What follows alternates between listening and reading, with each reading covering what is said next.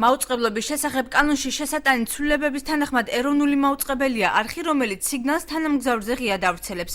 ამავე ცვლილების თანახმად მას შემდეგ, რაც ტელევიზიები მაუწყებლობის ციფრულ ფორმატზე გადავლენ, მათ ახალი ვალდებულებები დაეკისრებათ.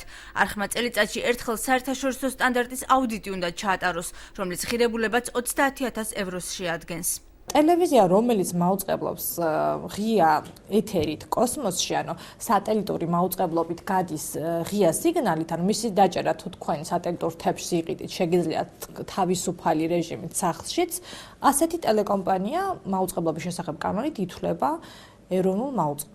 ეროვნული მაუწყებლები დავალდებულები არიან, რომ გააკეთონ ყოველწლიური საერთაშორისო სტანდარტების შესაბამისი აუდიტი. ეს არის ძალიან ძვირად ღირებული მომსახურება, რომელიც იმდენი იღებს, რომლის მსგავსი შემოსავალი ზოგიერთ რეგიონულ ტელეკომპანიას საერთოდ არ აქვს. ქვეყნის მასშტაბით ტელეარხი 25 ერთადერთი რეგიონული არხია, რომელიც აღნიშნული ცვლილების შემდეგ ნაციონალურ მაუწყებლად ჩაითვლება.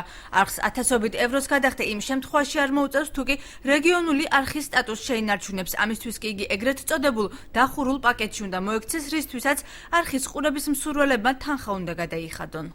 ეს რეალურად უნდა იყოს უკვე თვითონ ტელეკომპანიის არჩევანი, რა ტიპის მაუწყებელი უნდა რომ იყოს ეროვნული მაუწყებელი და თქვა უფრო დიდ კონკურენციაში შევიდეს დიდ მაუწყებლებად თუ დარჩეს თქვა რეგიონულ მაუწყებლად. ტელეარხი 25-ის ხელმძღვანელი თვლის, რომ კანონი უსამართლოა. გია სურმაინძე ამბობს, რომ მაშინ როდესაც სიგნალის მისაღებად სატელიტური თებში ან მიმღები აპარატურაა საჭირო, არხი ეროვნულ მაუწყებლად არ უნდა იწოდებოდეს.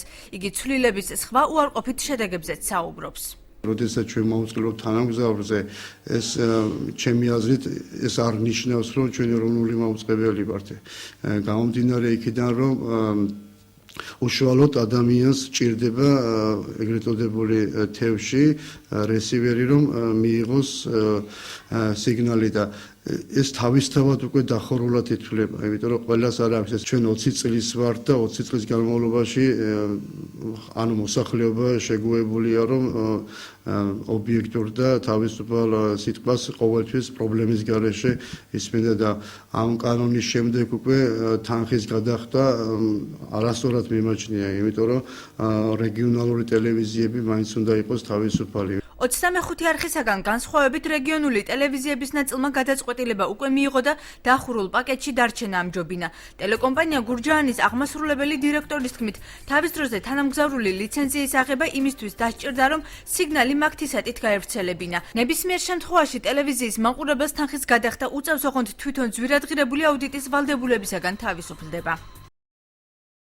ეს მდგომარეობა ჩვენთვის არ იცვლება, თუ გადავალთ დახურულ პაკეტში და გავაუქმებთ თანამგზავრულ მაუწყებლობას, ვინაიდან თავის დროზე თუ იმ მაუწყებლები მაგთისატით ქსელში აუცილებლად ჭირდებოდა თანამგზავრული მაუწყებლობის ლიცენზია.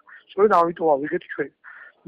და ჩვენ არ გვაქვს ახლა იმის რესურსები, რომ ვიმაუწყებლოთ თავისუფლად ღია კოსმოსში. არხმა, რომელიც ღია სატელიტური სიგნალით ვრცელდება, აუდიტის დასკვნა 1 მაისამდე უნდა წარადგინოს.